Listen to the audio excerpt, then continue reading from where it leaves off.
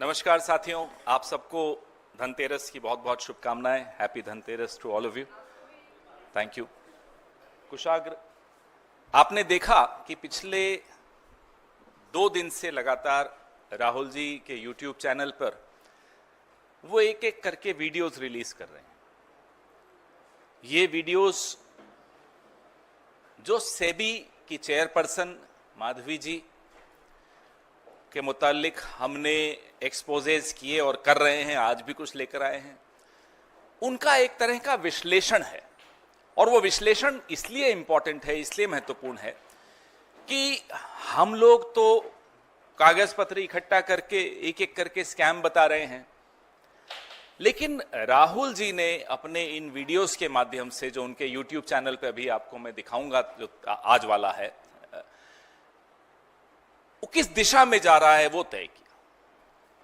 समझना जरूरी होता है कि आखिर सरकार किस मजबूरी में एक ऐसे व्यक्ति को सेबी की प्रमुख बना रही है, और क्या डर है, क्या मजबूरी है, क्या कंपल्शंस हैं सरकार के कि इतना कुछ जानकारी होने के बावजूद उनको बचा रही हैं। क्या वो सरकार को डराती हैं, ब्लैकमेल करती हैं कि मैं अकेली नहीं डूबूंगी? ये भी हो सकता है, ये सुनने में भी आ रहा है। Because it is not possible for any democratically elected government to continue protecting a tainted individual, especially when there is a smoking gun, especially when there is evidence out there in public domain. उसके बावजूद सरकार क्यों बचा रही है, ये सवाल राहुल जी के इन वीडियोस से आपको बहुत स्पष्ट तौर पे आपके मन में भी आता होगा। कुशाग्र, आज वाला video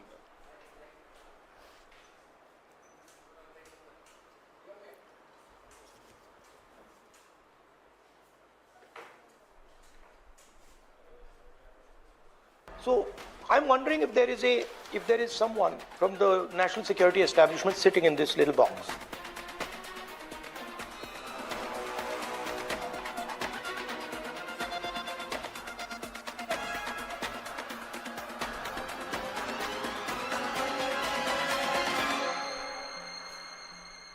I looked into this a little bit. Okay. The laptop dikhao. Just get a chair, no.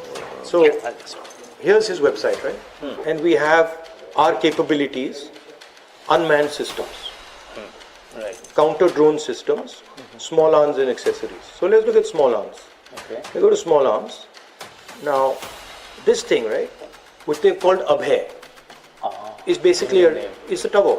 It's an Israeli rifle. How do you know that? I'll show it to you. Look. Right? That's a Tavor. Oh. Right? That's the weapon there. Okay? Right. And that's his weapon.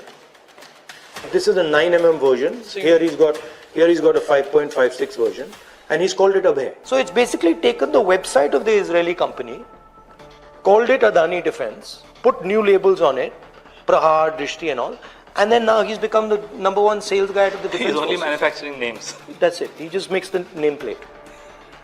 Right. So that's something that. Now I want to understand what is the connection between this lady and this. So is he assembling? No, he's literally taken the Israeli weapon, maybe assembling it, and Adani gets the commission directly, and the BJP gets the commission. Right. So it's a bypass of that entire structure. Right. If you look at this thing called the Prahar, and so I go here and I say Israeli light machine gun. We have something called the Negev. Right. And guess what? Here it is. See, here's the Negev, right? And what's interesting is, it looks exactly the same. मैंने सोचा नहीं था कि ऐसा भी हो सकता है। ये अंडरमाइन करता है दो चीजें, देश की सुरक्षा को और नौजवान के भविष्य को। राहुल जी लगातार अग्निवीरों से आप देखते हैं मिल भी रहे हैं, और सरकार को बार बार कॉर्नर इस मुद्दे पर कर रहे हैं कि भाई आप क्या कर रहे हो देश की सुरक्षा के साथ और नौजवानों के भविष्य के साथ, आप क्यों खेल रहे हो? जो पैसा हमारे जवानों की ट्रेनिंग में जाता था, हमारे जवानों के पेंशन में जाता था, हमारे जवानों के परिवारों को कैंटीन दिलवाने में जाता था और हमारे जवानों के कॉम्पनसेशन के लिए जाता था, और वो जो पैसा है उसको समझने के लिए, वो जा कहां रहा है उसको समझने के लिए आपको एक और लेबल समझना पड़ेगा, अदानी डिफेंस। अग्निवीर का पैसा उधर जा रहा है, इस साइड से अग्निवीर के जवानों का पैसा निकलता है आपकी जेब में से और सीधा अदानी जी के जेब में जाता है। यह है सिस्टम। ट्रेडिशनली डेमोक्रेसी में क्या होता है, विपक्ष और मीडिया का एक अनस्पोकन अंडरस्टैंडिंग होती है। मीडिया मुद्दे लाकर देता है विपक्ष को, या विपक्ष मुद्दे लाकर देता है मीडिया को, और लोकतंत्र को वो लोग रोबस्ट रखते हैं, जिंदा रखते हैं, हेल्दी रखते हैं। आपके पास फ्री प्रेस नहीं है तो कैमरा घूमेगा नहीं, कैमरा एक पे फोकस हो जाएगा। सिस्टम में कैमरा के पीछे कंपनीज हैं, अब कंपनीज पर आप दबाव डाल सकते हो, ईडी का प्रेशर डाल सकते हो, कंपनीज को आप कॉन्ट्रैक्ट दे सकते हो। बैजिल कैमरा का मालिक है ना, बैजिल इधर आओ, अब देखो मैं कराता हूं, इधर आओ इधर आओ। जैसे बैजिल आया, ये मालिक है उसका, हाँ अब देखो, अब ये देखो, लगवाओ कैमरा वहां भाई, कैमरा लगाओ ना वहां, कैमरा लगवाओ भाई, कैमरा लगवाओ, नहीं तो हाथ टूटेगा। ये आ गया, हो गया काम। अब ये अगर ज्यादा बोलेगा तो हाथ टूट जाएगा, वो कहेगा भैया। तो ये चल रहा है।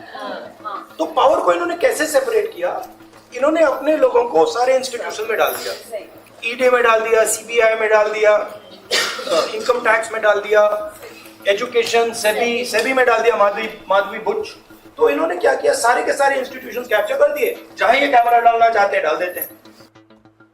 SEBI chief Madhuri Puri Buch has skipped the Parliamentary Accounts Committee deposition scheduled for October 24th. ये हैरानी की बात है, आप और मैं एक छोटी सी गलती कर देते हैं तो हमारे को इनकम टैक्स के नोटिस आ जाते हैं, हमको चालान आ जाते हैं, हमको कई चीजें सामना करना पड़ता है। लेकिन वो रंगे हाथों पकड़ी गई, उसके बाद भी अपनी पोस्ट पर हैं, उनको कोई बचा रहा है तो पक्का है कि कोई बड़ा ही आदमी बचा रहा होगा। अब वो बड़ा आदमी कौन है वो सबके सामने, सबको मालूम है।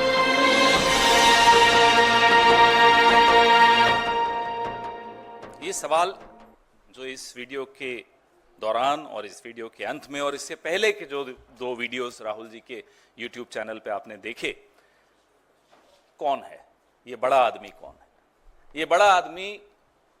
वो है जिसको ये देश प्रधानमंत्री मानता है, या ये बड़ा आदमी कोई और है जो उनके भी पीछे है, जो उनसे ये सब काम करवाता है कि माधवी जी को चेयरपर्सन बना दीजिए या होल टाइम मेंबर बना दीजिए, इसको कुछ बना दीजिए।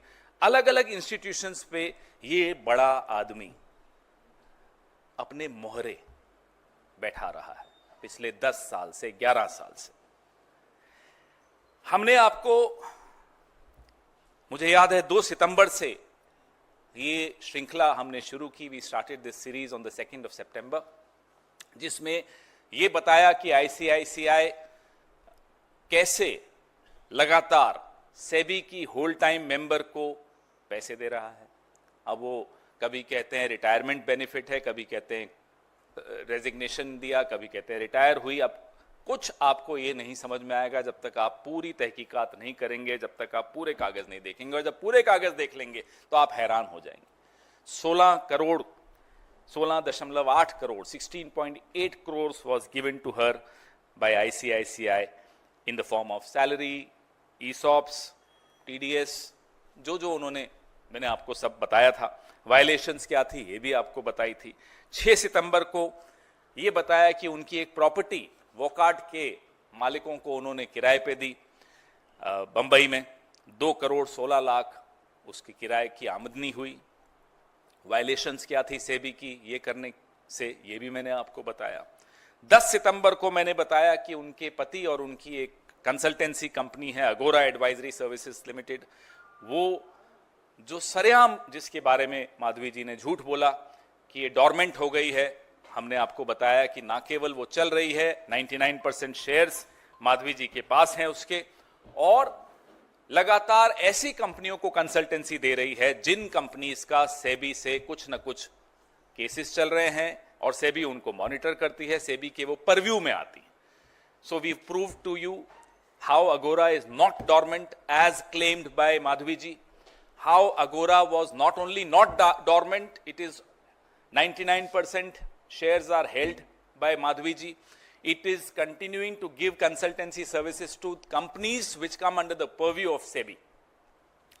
हमने आपको ये भी बताया कि 2017 से 21 के बीच में कैसे फॉरेन एसेट्स उनके, कैसे चाइनीज फंड्स में उन्होंने अपनी इन्वेस्टमेंट्स की, और ये सब क्या वायलेशंस हैं, ये सब हमने आपको बताया। ये मैं रिकैप इसलिए कर रहा हूं कि बीच में काफी दौर गुजर गया तो आप शायद भूल गए हों।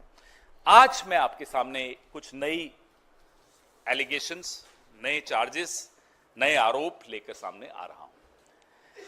सेबी चेयरपर्सन माधवी जी की एक और प्रॉपर्टी बंबई में, जो उन्होंने green world Buildcon and infra private limited नाम की एक कंपनी को किराए पे दी 2021 और 22 में। यह कंपनी क्यों महत्वपूर्ण है?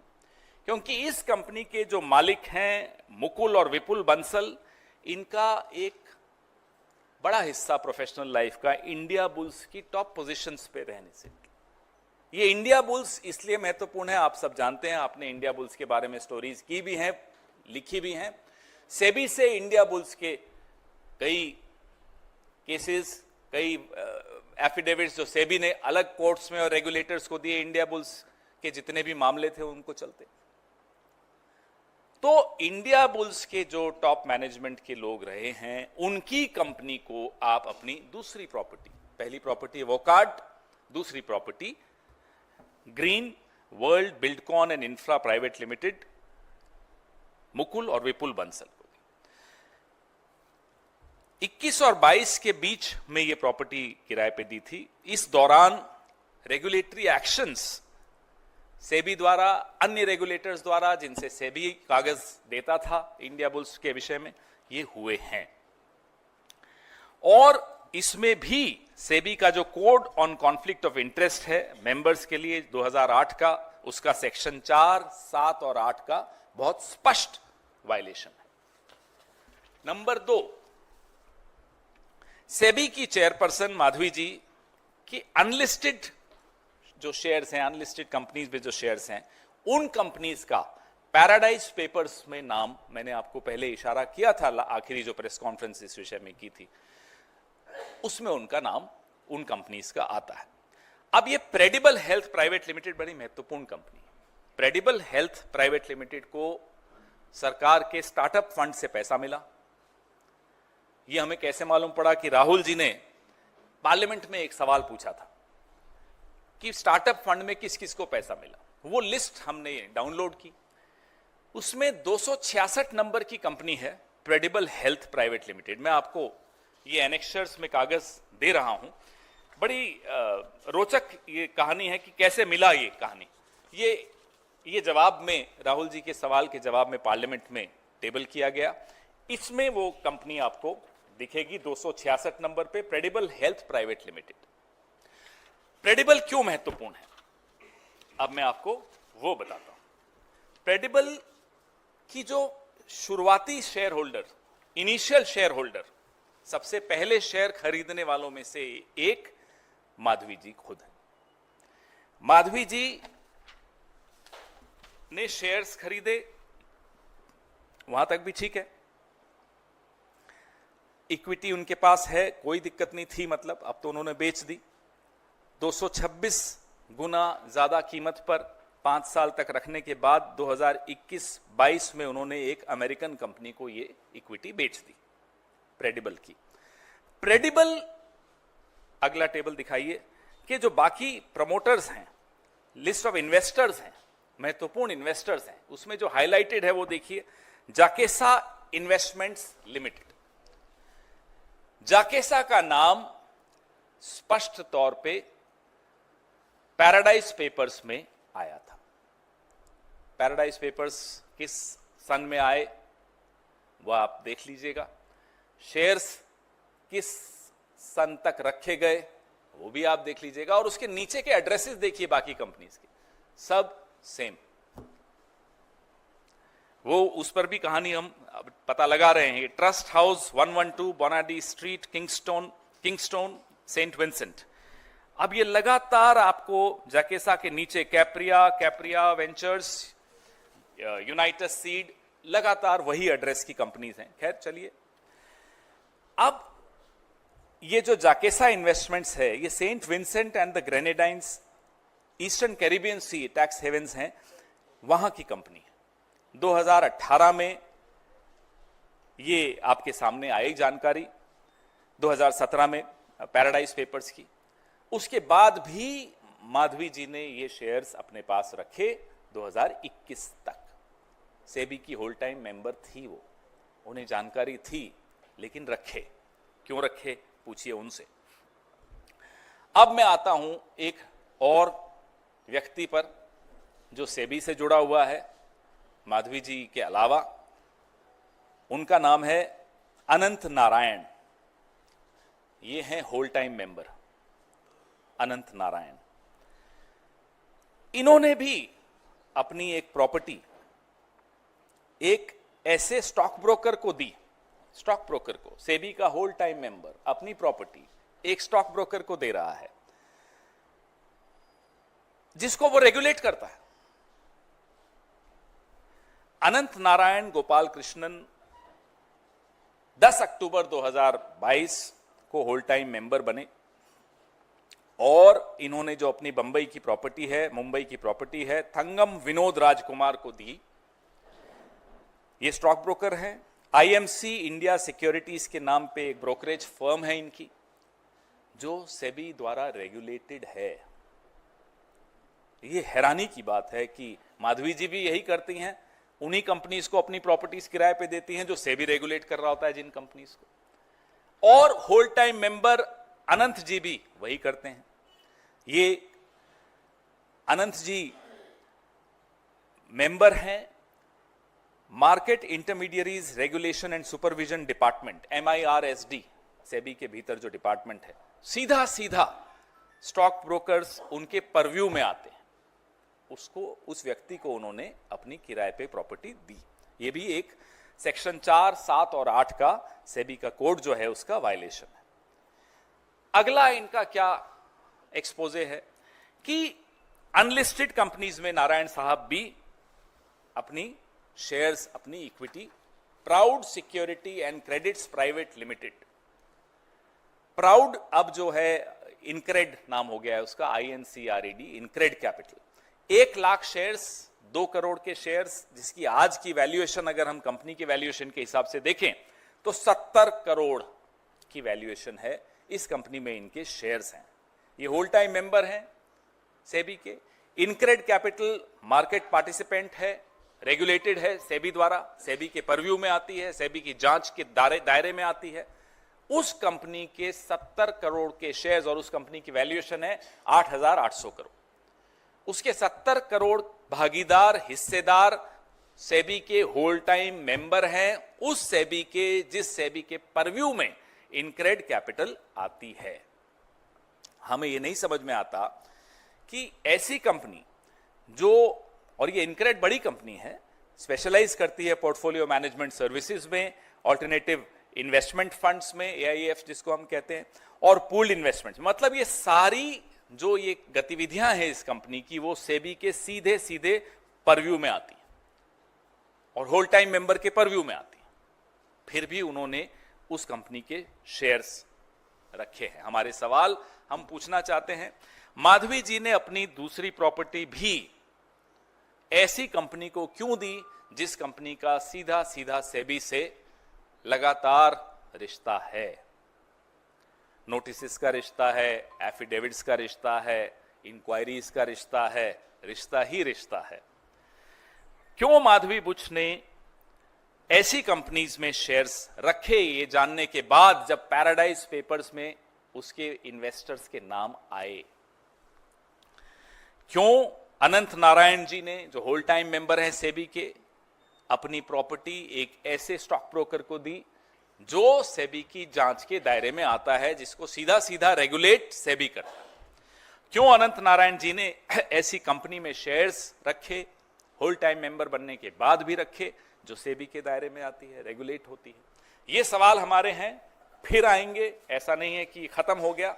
और मैं आपको आपके सवालों से पहले ये दिखाना चाहता हूं, ये पैराडाइज पेपर्स आईसीआईजे की जो लीक्स हुई थी, ये जाकेसा का नाम है। इसमें स्पष्ट तौर पे अगर आप वापस उस कागज पे, उस पेपर पे ले जाएं तो सबको दिखाई देगा। ये वाला महत्वपूर्ण है ये।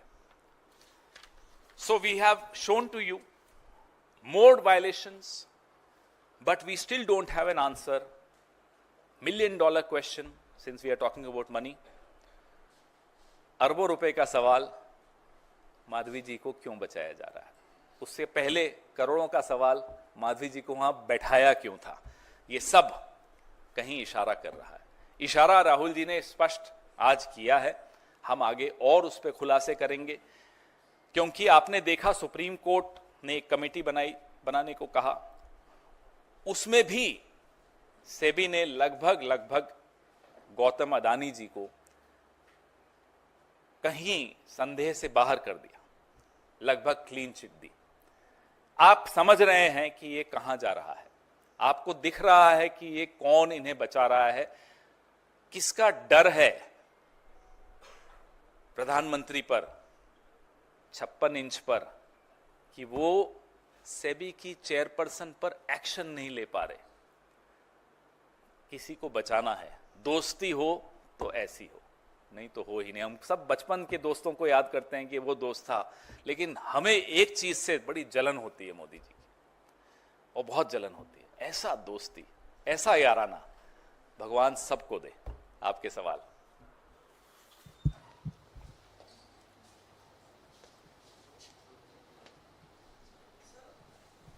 माइक।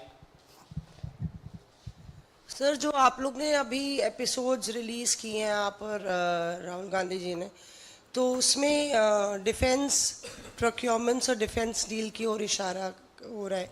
क्या किसी एक ऑर्गेनाइजेशन या एक बिजनेसमैन पर ये बात आके रुकती है, या the buck stops elsewhere? We are talking about where does the buck stop? Buck and butch. But when we were trying to uncover more and more on SEBI and the reasons why she is being protected, we got to know about certain more other things. We are investigating those things. We'll come back to you on more on this. But yes, it does point out, because every sector that you see, important sectors of the economy, are going under one person's control, Gautam Adani's control, Prime Minister's very dear friend's control, including the defense sector, whether it's cement, whether it's power, whether it's coal, whether it's ports, whether it's airports, and now defense. So as you saw in the video released by Rahul ji on his YouTube channel, how the website of an Israeli defense company is replicated ditto on Adani Defense. Nothing changes but the names. So government definitely is trying to push one man in the defense sector. We had in the past, Rahul ji had raised the issue of Rafale, how HAL under the UPA had got the contract which included technology transfer, which included manufacturing here in India by HAL, by a PSU. How it was snatched away from HAL and given to another friend of the Prime Minister, Mr. Anil Ambani. Likewise, now you see a repeat story of Rafale, but at a larger scale. Whether these are rifles, whether these are drones, you can go on the website and you will see. And it will be a shocking exposure to you, to all of us, how everything is identical. It matches. Just the names change. Vaibhav, Ajay, Hindustan के नाम है, product exactly वही है। तो PSU नहीं है अब गौतम अडानी। इस पे हम और काम भी कर रहे हैं। बड़ा अच्छा सवाल था आपका।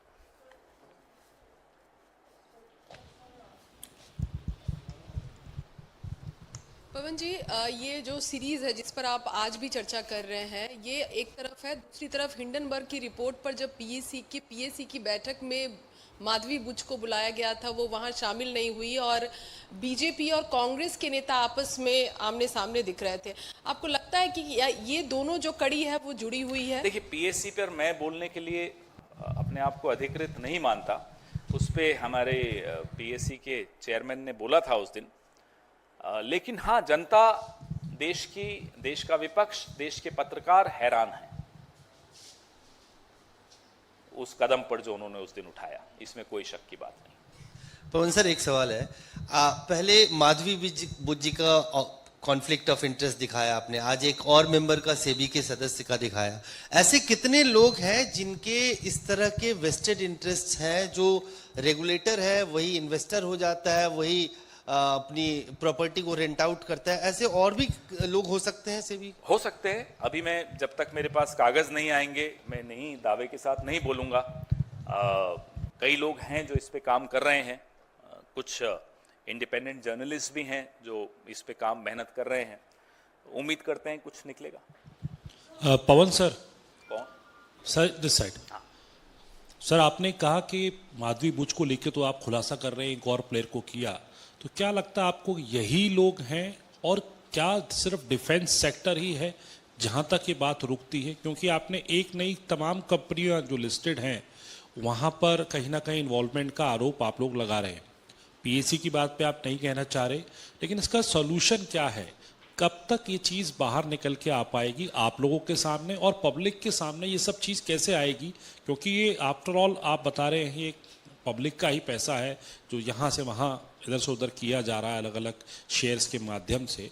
तो क्या सिर्फ ये बॉल यहीं पर रुक रही है, और क्या सिर्फ इसमें डिफेंस सेक्टर ही है, या और भी सेक्टर्स की बात सामने आ रही है? और भी सेक्टर अवश्य हैं और होंगे। डिफेंस सेक्टर बहुत महत्वपूर्ण है। कारण जानना जरूरी। देखिए, सूरज की रोशनी सारे इन्फेक्शंस खत्म कर देती है। Sunlight is the best disinfectant. जानकारी होना जरूरी है, सब कुछ सामने आना जरूरी है, लोगों के सामने, पत्रकारों के सामने, मीडिया के सामने, हमारे विपक्ष के सामने, देश के सामने आना जरूरी है। ये जो सवाल हम पूछ रहे हैं, ये एक तरह से सनलाइट लाने की एक कोशिश है।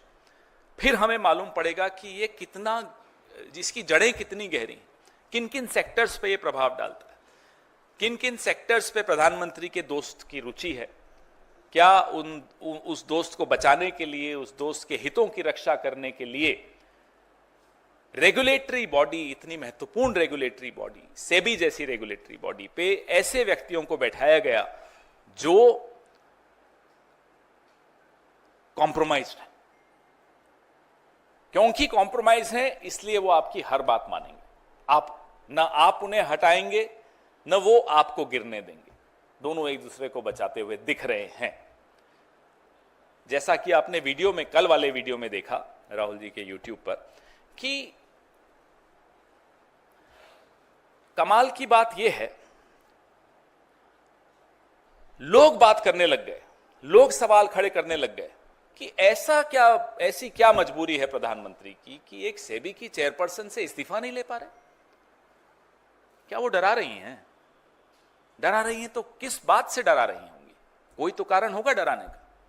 क्या वो कारण गौतम अडानी है? ये सवाल बड़े जरूरी हैं और इनका जवाब ढूंढना उससे भी ज्यादा जरूरी है। जो आपने सवाल पूछा, उसका जवाब तभी मिल सकेगा जब इन तमाम सवालों के जवाब आएंगे। तब मालूम पड़ेगा किन किन सेक्टर्स में किसकी क्या इंटरेस्ट, किसके क्या हित हैं, जिनको बचाया जा रहा है। Sir, I'll just come back to you.